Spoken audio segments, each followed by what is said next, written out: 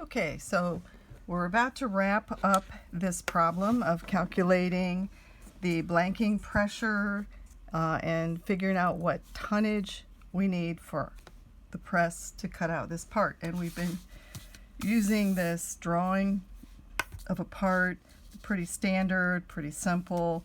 You have some linear calculations, some curves here, so you have to use 2 pi r to calculate the perimeter. Then these two circles, we need to calculate the perimeter, multiply by the thickness, which for 16 gauge is 0.0598. And so far we have come up with a perimeter of 8.89, and we're talking inches here. And when we multiply by our thickness, we have an area here of inches squared. And then the blanking force we calculated by finding the number on our chart for 10% carbon cold roll steel, 45,000. When we multiplied those two numbers, we came up with 23,922.99.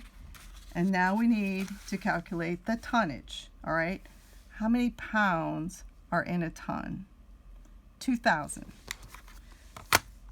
So we take our answer, divide by 2,000, and that tells us that we need 11.96 tons to stamp out one single one of these parts.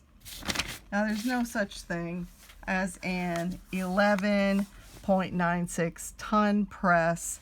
We would round it up and say we need a 12-ton press in order to use a die that cuts out one pass of this part. Now the pass might be broken up into steps. They may start and pierce out these two holes, and then they may do the outside of it, so they break it into two steps, but the tonnage calculation is still the same.